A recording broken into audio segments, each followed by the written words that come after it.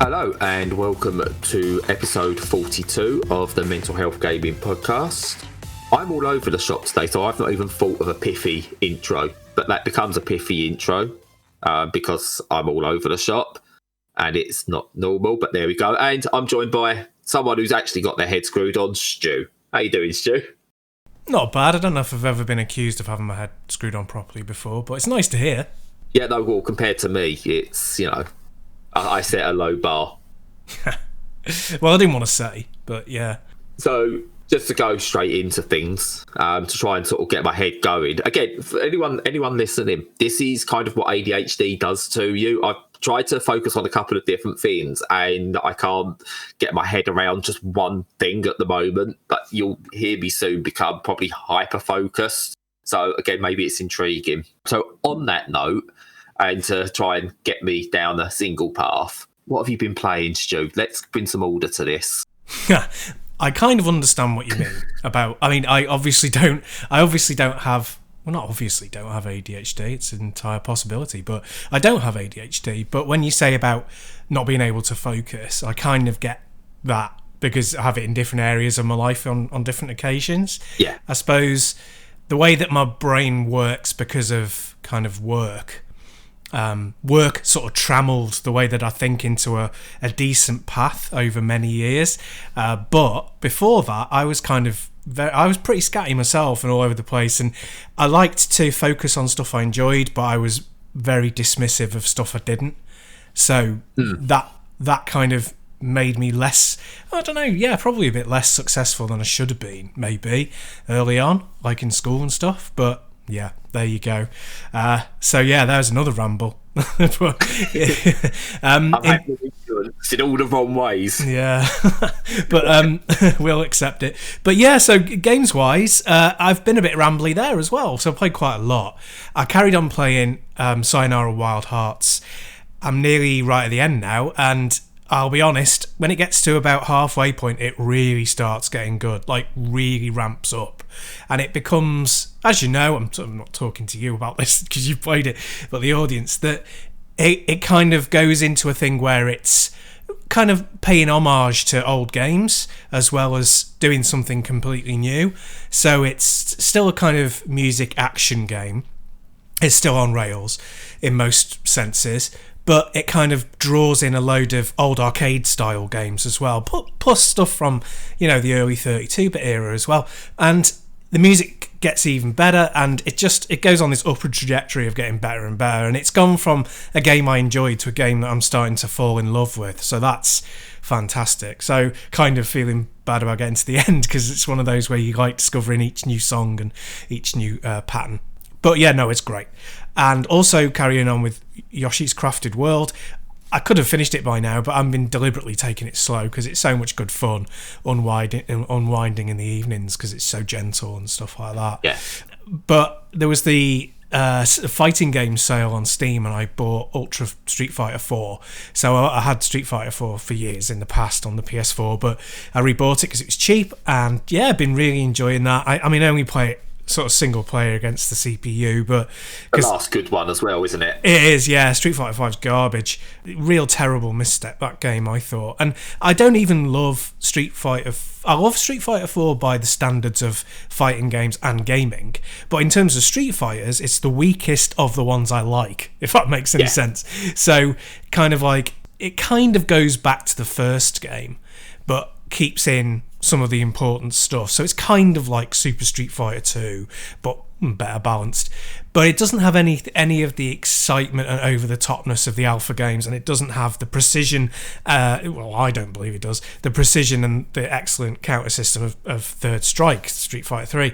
So it's not perfect, but it's a great bit of fun, and it looks amazing even today, 10 years on. So yeah, I've been really enjoying blasting through that on my own. And the last one is... Before you carry on, can I just regale you with two very quick stories about Street Fighter and myself? Please do.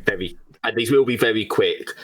One, Street Fighter 4 was one of the games that was showcased to me at the Eurogamer event to show off on live.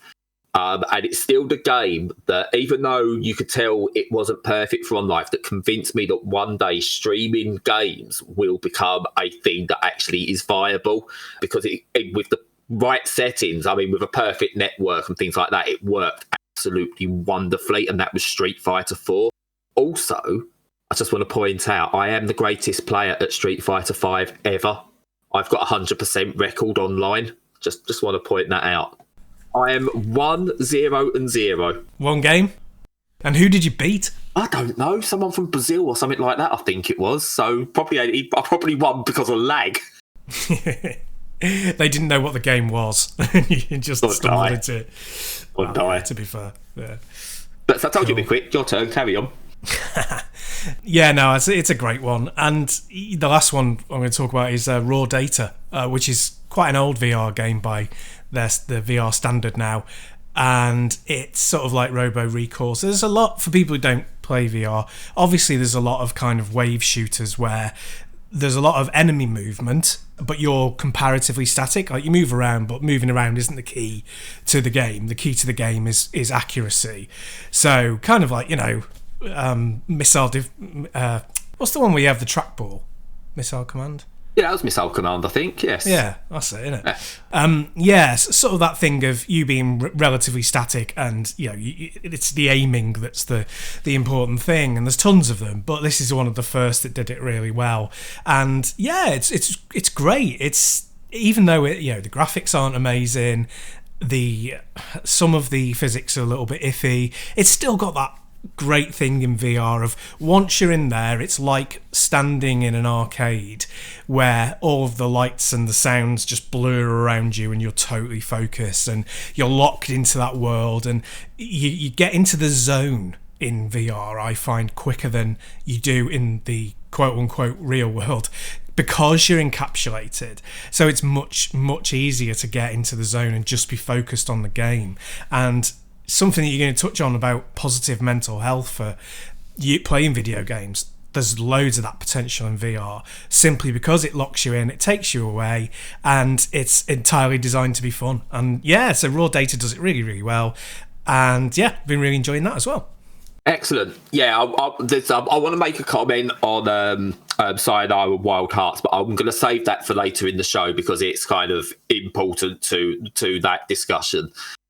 But yeah, I've still, even though I gave VR a go, I did end up moving on my VR unit, because with kids about and my eye struggles, I just couldn't get into it. I'm glad I've tried it, but I just couldn't find the time.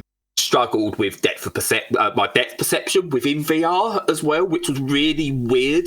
Yeah, because if I look at like a 3DS screen, I can't see the 3D. Because of the way the 3D works, it needs you to have both eyes working. I could see the 3D really well in VR, but it stressed me out because even though I could see the 3D and I was in a 3D space and I could feel myself inside it, the depth perception just wasn't there. So whereas when I first tried 3D with MotorStall many years ago, and you had the benefit of knowing where the corners were and you could judge those, I couldn't do that anymore. So I was trying Project Cars 2 in VR, and I couldn't judge that properly at all.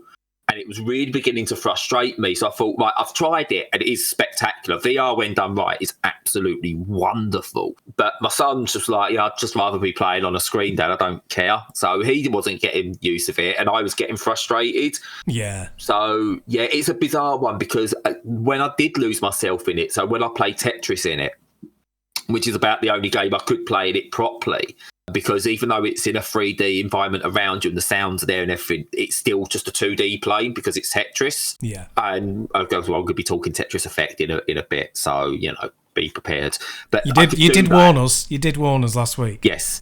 And I don't know if it's worth having a PSVR set up just for one game, and so I needed cash as well because of birthdays and Christmas coming up. So I was like, right, it was a fun experiment, but it's over for me, which is a shame because there are still some really interesting games, but because of my own conditions, like with my eyes and things like that, I'm just not going to get the best out of it, which is a shame.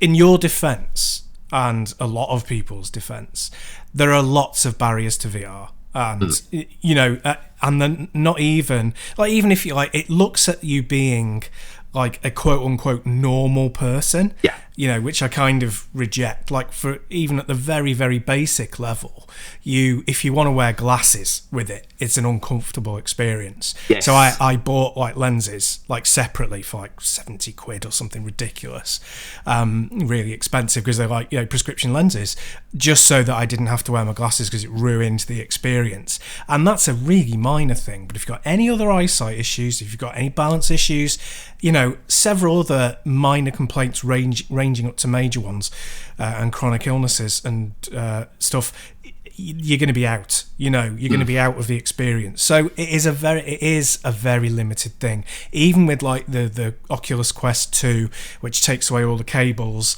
and, you know, expands it for people, it still limits itself to a certain set of people. Yeah, I will try it again, hopefully sort of down the line when my kids are older, I haven't got to worry about what they're possibly doing while I'm in a VR environment. And as I said, as it improves, and you say the Quest 2, which takes away the cables, how far can that go? How far can that improve? And if I can literally just pick up a headset and pop it on, because it's got a battery charge or whatever, or even just one power cable or something like that, do you know what? Great. That's going to make it more accessible for me. But it's the setup for me that's needed, and finding the time to do it when I get maybe an hour at most at any one time to play something like that involved. Hopefully I'll go back to it one day, and it's not me slamming on VR. It's not me blaming VR or the makers, because it's like me going, well, I can't drive a Formula One car. You know, there's too many barriers of entry to it. It's still going to be great. It's just not for me. Yes, yeah. And even as a VR advocate, I understand completely all of its drawbacks. So, yeah, it's a tough one. Yeah. So, a few things. I say, I have been playing Tetris Effect, and I will come to that in a sec. But another game I actually got last night, so a few days ago, when people are listening to this, and a review might be out for it by then. How do you feel, Stu, about niche sports? But so basically sports that aren't football or any of the major league, like American sports, the basketball, baseball, American football. How do you feel about them? In terms of watching them, not really fussed, but in terms of playing them, they can be absolutely superb, like on a game, as a game. Yeah, so I've always had a fascination with these. So I've got a Speedway game, and it still frustrates me that Speedway has not seen a bigger development in terms of it being a game. And one I've got, it's average in terms of how it plays, but I really enjoy it. The Casey Powell lacrosse games, I love those.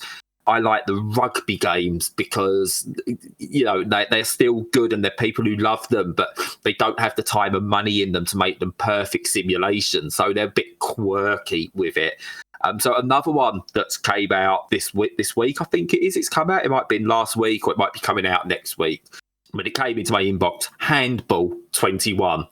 Nice. And, oh my word, it's really well done, this game. I've played it, and I'm not going to lie, I haven't got a clue what I'm doing. I get the idea. I've watched it at the Olympics and things like that, and it's a really always intrigued me as one, but not one that you can easily get access to watch in the UK.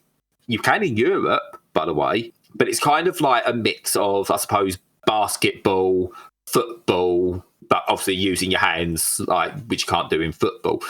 Two teams of, I want to say, 6 face off against each other, and you have an attack phase and a defence phase. So basically, as soon as you get a shot away, you either score or you miss, and the ball passes over. You set up defensively while the other team try and move the ball around and throw it into the goal. Which sounds like it should be easy. Throwing a ball into a goal from just over 7 metres away should be easy. But obviously the professional teams know how to block, how to force you to take a bad shot and all things like that. So I've been playing Handball 21, and I suck at it so far. I don't quite get the rules, so I need to watch some handball videos, not on how to play the game, but how the actual game is played. It still has a few of the foibles that you'd expect. So it's a little bit wooden in terms of how players move, because obviously if you look at FIFA, NBA 2K, Madden, they've developed that engine over decades. So player movements have been built on a solid base and built up from that, whereas this is maybe a first or second attempt, I'm not sure which.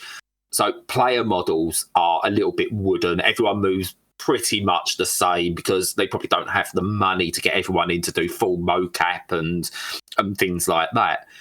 But that being said, I've been playing it and I suck. And I'm like, but I want to play more of this. Presentation-wise, it's brilliant. It's up there with FIFA and the likes. And it's just such a good game. And what I like about these games, say with Casey Powell Lacrosse, and some of the motocross games, as I've mentioned before, the speedway, they bring exposure to these sports to people who otherwise wouldn't get them. And yeah, it's ropey, but it's brilliant. It's going to introduce me to probably a YouTube rabbit hole of handball. Yeah, why not? Yeah, I mean, it's a funny one. To me, it's a bit like rugby itself in that I don't really see much excitement in people carrying the ball. I think, yeah, because when you look at like the best bits of basketball and footy, it's that like you have to have that constant control. It's the ball is constantly going away from you and coming back, like lots and lots and lots. And so like even when it's in your possession, you have to have a ton of skill just to keep it under control. Whereas with handball and rugby, just as two examples, and tennis is on the same side as football and basketball. You know, the ball is constantly in motion. But that thing of it being in your control, in your hand, which is the most useful limb that you have, it's instantly not as exciting, if you see what I mean, because of just carrying for a lot of the time. So I think that's what limits it. But from a game perspective, you can turn all of that into positives. You just take the best bits and you amplify them, like Brian Lara cricket going back hundreds of years. So playing it as a game, great. Yeah, weirdly, it's got physics-wise, actually, apart from the slightly stilted animations of the players, physics-wise, when you take a shot, one of the issues I've always had with like the cricket games is that everything seems like it's pre-canned. So you bowl, it will hit a certain spot with a certain spin, and that will determine exactly what that's going to do within the game. Your timing of a button press with a swing for the swing of a bat will determine exactly where that ball's going to go. So it kind of goes, right, it's going in this direction and it's going to go there. So that's what it's going to do, rather than having just that complete control. Cricket games have never managed to get that right, like I think the baseball games have.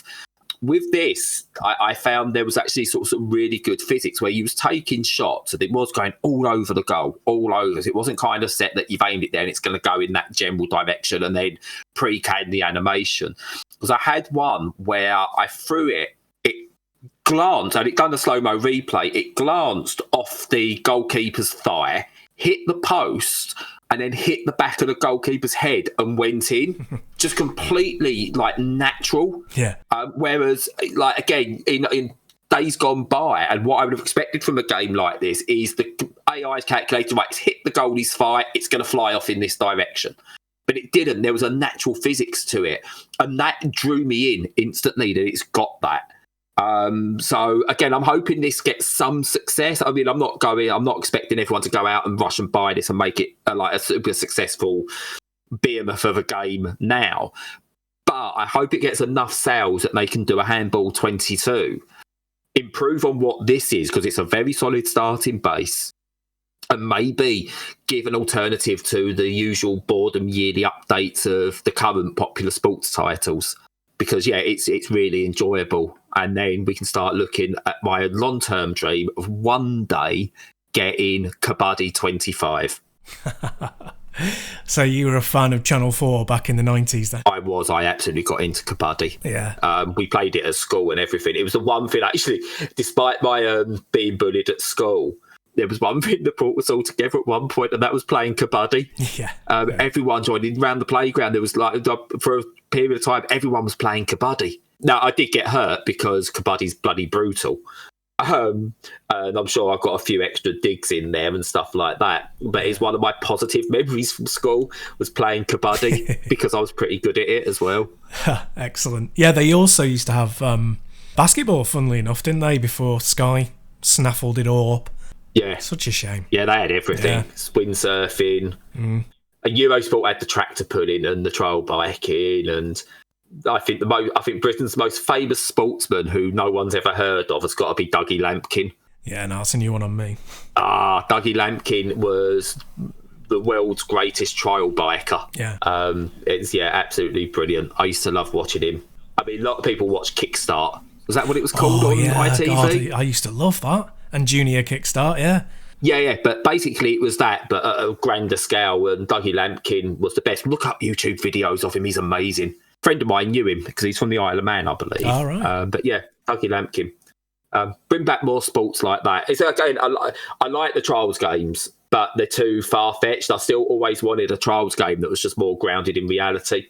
But there we go. That's me. I might do a whole thing on niche sports titles and why I love them. You should, and we should have a chat in. For those who don't know, if you're a Patreon subscriber, you get a free bonus cast from us. Well, not free because you're paying, but a bonus cast called After Hours.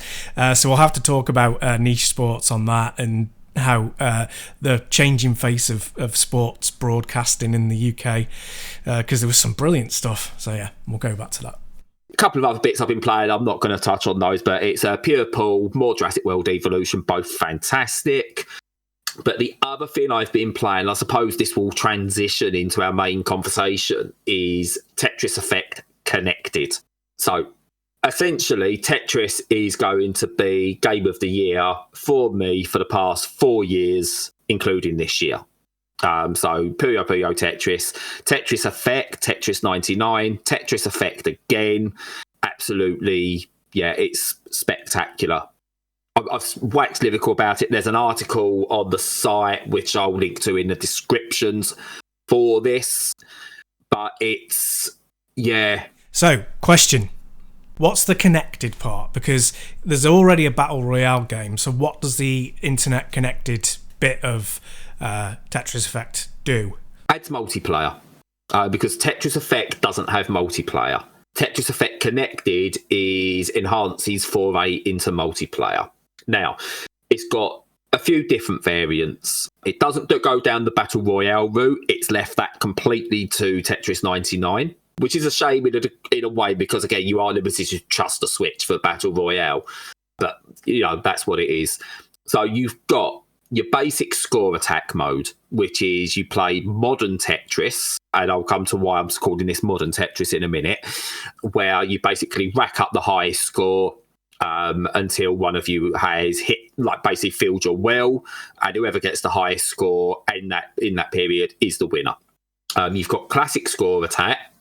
There's zone control, which is a variant on modern multiplayer Tetris, where you send junk back and forth based on your combos, your T-spins, and all things like that, but with the added ability of going into the zone that you get within the Tetris Effect journey mode.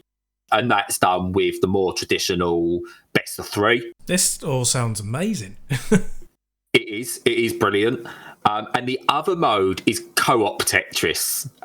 So this is Tetris Connected, which is what I think they're throwing everything into.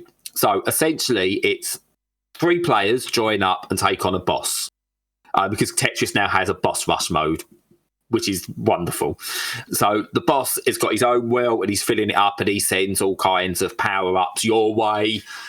So he can remove bricks from whatever you're trying to set up. He can add junk, loads of different things. And the more further you get, the harder it gets, the more he can do to sort of put you off. But you're all filling up your wells.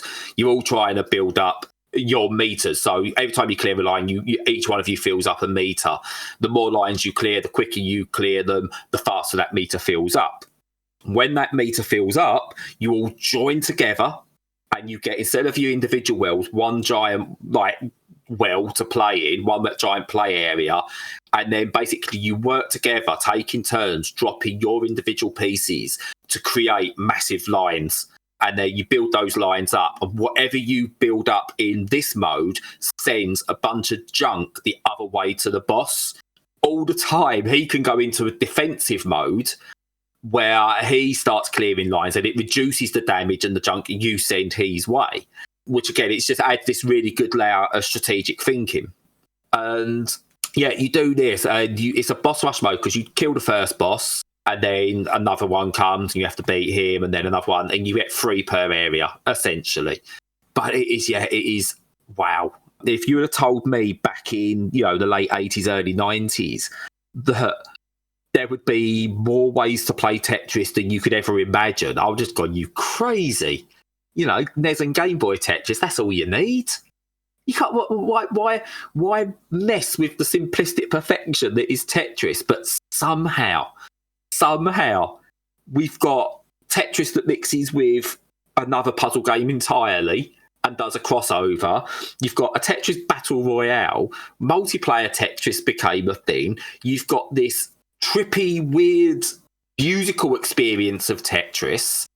You've now got variants of multiplayer Tetris, and this now co-op boss rush mode, and it just blows my mind still just how wonderful this version of Tetris is, and that we continue to innovate what is the core building block almost to every modern video game and still be fresh and new. It's absolutely wonderful.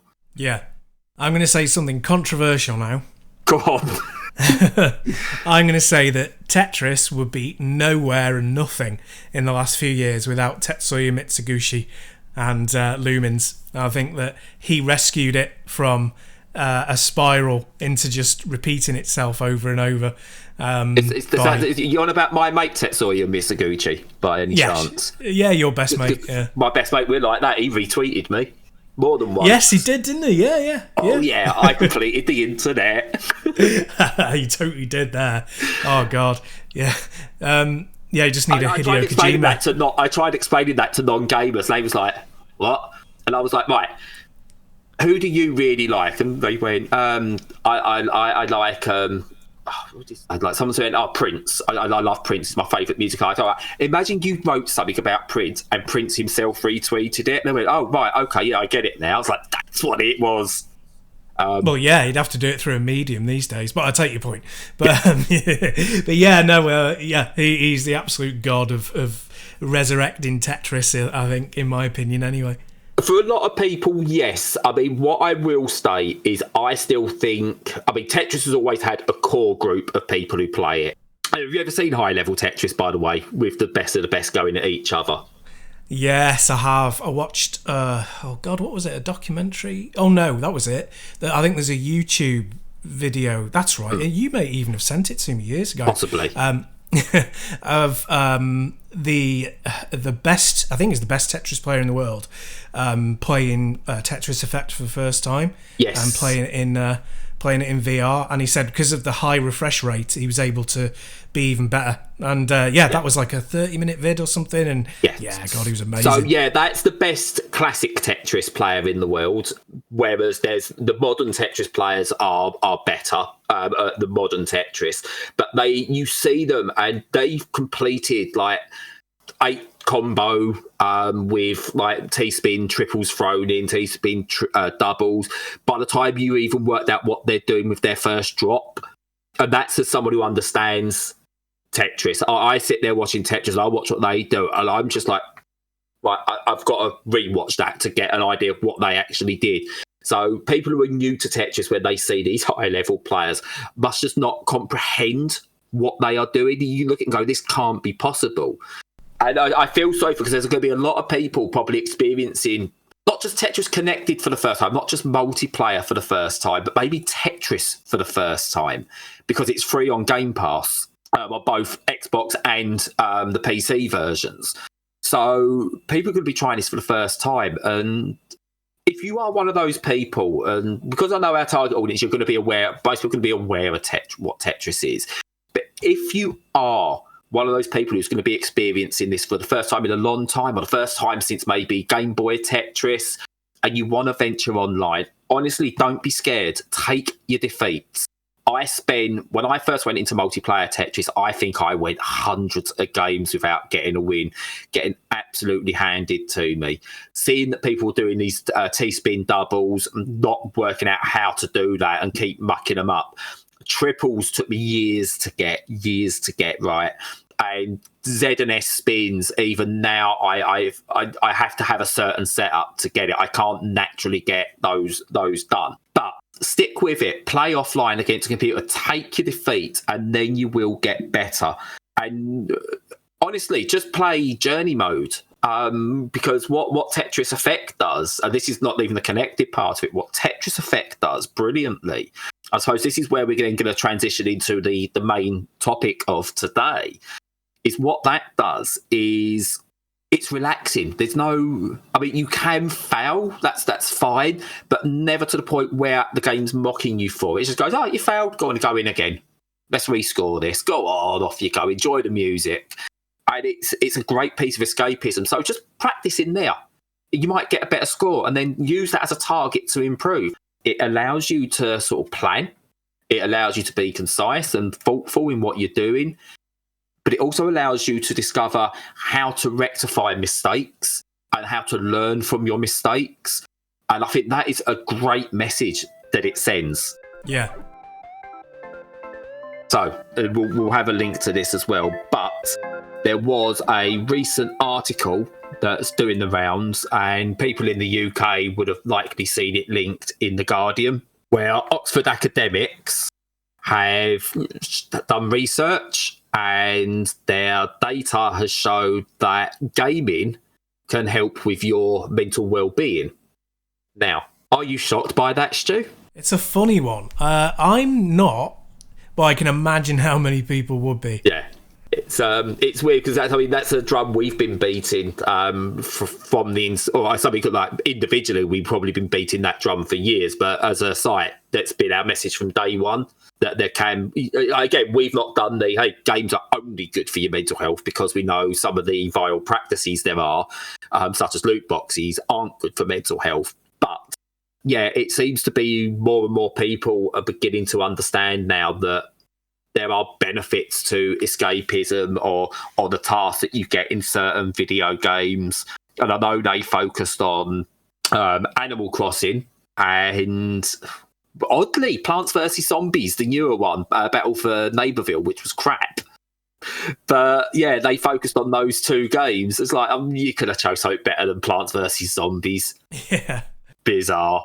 And what I found really interesting about using these two games, and I can't really say much, I've not played Plants vs. Zombies newer one properly because I just didn't get on with it. The first Plants vs. Zombies fighting game, what was it? Garden Warfare, not the original Plants vs. Zombies, which was tower defense, but the Garden Warfare one. Really good. I really enjoyed that, and that would have been a better one to focus on. But anyway, Animal Crossing again is a really weird one because it is relaxing, but it's also busy work. And as relaxing as it is, in the end, when I broke from it because I had other stuff to play, I kind of lost the desire to go back to it because it was like, oh, all that work on Graph, all these weeds I've got to sort out.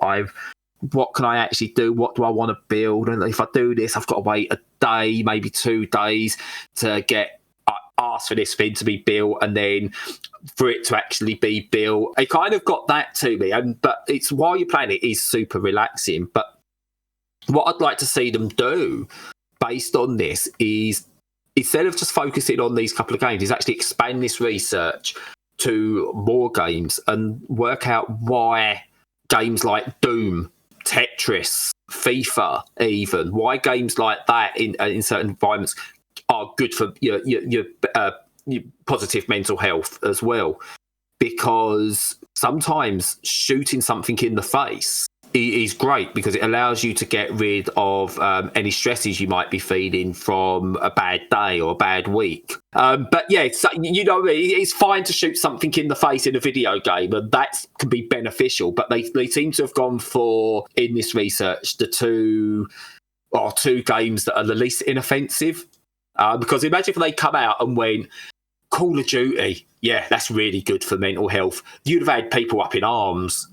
Absolutely. I think that it's a very studied, a very specific attempt to say, oh, look, we want these conclusions to be scientific, and they will be, and you could probably pick, from very many a large pool of games, but we're specifically picking cute ones so that we don't upset the apple cart kind of thing. And I think they're able to do this at this stage because there seems to be a shift now where, like you said a week ago or 2 weeks ago, that everyone who's an adult now, everybody on Earth has grown up with the potential to play games. Yeah. Like, and 99% of them probably have, and that difference has meant that when in the past you'd have kind of, you only play kind of the older games like shooters and stuff when you're older, and you the stuff like Mario is for the kids and it's for younger people.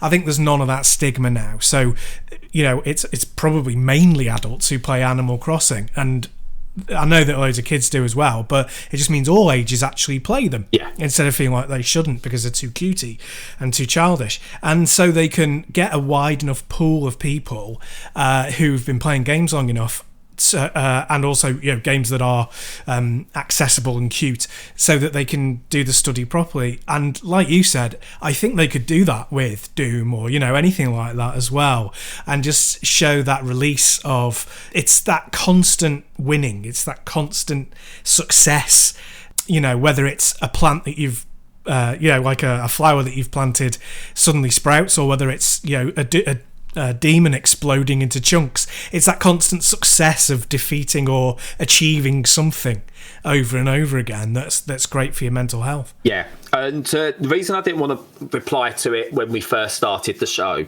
something like Sayonara Wild Hearts as well. Now, I get why they wouldn't use something like that, because I would go probably 99% of their readership would go, what the hell is that?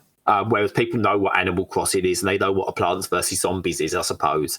But Sayonara Wild Hearts it's a really exceptional title. It's rhythm action, but without the clear, obvious, like Guitar Hero is a rhythm action game where you go, right, here's my beats, bang, bang, bang, bang, bang, I've got to do it.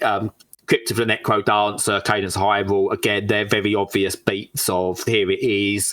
Same with that BPM that you reviewed for the site. It's very obvious that you've got to do things in this specific thing, whereas I found personally that Sayonara Wild Hearts had a lot more freedom to it. It didn't feel like I was playing a rhythm action game where I had to hit these beats precisely. It felt something else. It felt like it was something else, and the music and the rhythm of it aided me along and helped me just lose myself to this game and enjoy the unfolding story and the different music, the settings, the slight gameplay changes. And when it was over, I know you said you're kind of not looking forward to it being over because you're worried it's going to be over too soon, but I still pop that game on now and again and just go back and do random levels and just enjoy the music. Yeah. Same with Tetris Effect. There's certain levels where I just, I love the music and I could just listen to the soundtrack, but there's something about doing something while you're listening to that music that just has a power. And I can't explain what that power is because I don't think that's something you can sit there and just listen to and chill out. You need to be doing something. And I think that's the same with Sayonara Wild Hearts. So you need to be doing something. So even though you've got this music, this wonderful music, wonderful soundtrack seeping into your consciousness, it's doing it at a subconscious level because you're concentrating on doing other things. And that is such a rhythm-based thing as well. And it all flows so wonderfully that you just lose yourself completely. Honestly, I play that game on the Switch, headphones in, on the Switch, on my own, sometimes not long before I go to bed, and it just allows calmness to come over me. Yeah. But I don't think you can explain that game to general audience. So as much as I sort of mock the frustration of why are they only using Animal Crossing and Plants vs. Zombies, I get it. But what I'm hoping they do is they start to use this as a way of now introducing people to all the wonderful games that are out there that can have this effect. Definitely. Yeah, because it can be transformative. I've not had a chance to read the article yet, but I hope they go on to say that there's a potential for it to be used as a therapeutic tool. Do they mention that at all?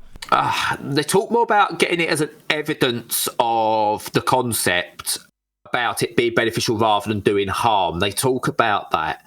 And they mention about that they need to get this understood by like the World Health Organization and the NHS and things like that. But they don't say specifically this is our aim. I think it's kind of hinted at. Yeah. So again, I'm hoping they'll look at next and go in. I suppose next time the big controversy comes out with, I don't know, like a Mortal Kombat or a Call of Duty or whatever, they can have the evidence that says, actually, look, we've got the evidence here that shows that 99.9994% of people that play Call of Duty have actually benefited from it. We can see, from our studies show that these people don't actually want to go out and have violent escapades. And what we've actually been able to discover is what can trigger somebody and things like that. And we can help people play certain games. And it could be that we get, 14-year-old Bob, because someone's named their kid Bob, I'm sure. He struggles with concentration in school. But what we found is if he goes and plays the latest Call of Duty for an hour before school, or even, something we introduced to school where kids can go and we actually have video games and PCs and things like that in the school where they can go and relax. We actually encourage this. We found their concentration levels improved. Because I used to do it. I used to play Tetris, surprisingly enough, to get a focus going. So if I had to write an article and I was feeling a bit, just didn't have the words, I was struggling with writer's block, I'd go and play Tetris. And that will focus me. And that's what it does for me. So you can see the benefits it has, not just in terms of like making people feel good, but the focus levels it brings. And we talk about you've got to feed kids right before they go to school. Feed them well and they'll concentrate. Good. That's good. Yeah, we all get that. We all see the benefits of that. But we could also know that if a kid gets to play half an hour of a certain game, that could have a positive benefit. But you can't then pigeonhole that only this game will work. You need to understand what does work. And I'm not saying like all of the schools should be having Grand Theft Auto and Call of Duty and Doom available to a bunch of underage kids. I'm not saying that. But what we can have are games that are known to have a beneficial effect. Plants vs. Zombies is used, and it's a great example because I suppose in a way that's Gears and Call of Duty for a younger audience. It can still have the same effect that those games have if they're tweaked properly or if they're made properly to sort of like allow that. But I also don't want to see obviously games companies and indie developers and whatever going, right, what can we do for the mental health side of stuff? That's what we're going to start building our games on, because they will start becoming, for want of a better word, wanky art fests, where everyone's trying to find, something deeper within the game. And that's not needed, because for me, a video's just gone up where I look at pure pool, and that's just a pool game. That no one's done that with any deeper meaning. It's just a game of pool. But what they've got is this absolute brilliant thing that before you even open the menu, you get presented with a pool table, 15 balls, a cue ball, yourself, and you just pop balls. No order. You don't get punished for missing. You just pop balls. Do you know what? That's now one of my new go-tos of just, I fancy potting some balls about. Yeah. I'm just going to do that. That's not what the game was designed for, but I found meaning in that. So everyone just make the games they're continuing to make minus loot boxes because they are the work of just absolute pond scum. Get rid of them. But continue making your games. Let people find what they want within those games. And if we allow more people to understand that games aren't all being evil, those people who do get triggered by certain games are the same people who get triggered by certain books, TV shows, music, films, relationships, anything like that. They will get triggered by that to go and do something heinous. But if we can use video games as a way for psychiatrists to maybe determine what sort of brain pattern someone has, then maybe we could prevent that by recognizing what reaction people get from video games. My son, for example, I'm really sorry, I know I'm going off again, but my son, for example, he's banned from Fortnite. Specifically Fortnite, because he gets too stressed at it, he gets too angry with that game, And we notice it for a couple of days afterwards that he's like in a really bad mood when he plays it, and he'll come off it, you know. And the reason I stopped him playing that over other stuff is Fortnite is a game that is designed to wear you down. You're not going to win Fortnite on a regular basis. There's 100 people there, and it takes ages to win, and it takes ages to get going again. So you're not going to win. So it has a negative effect on his mental state.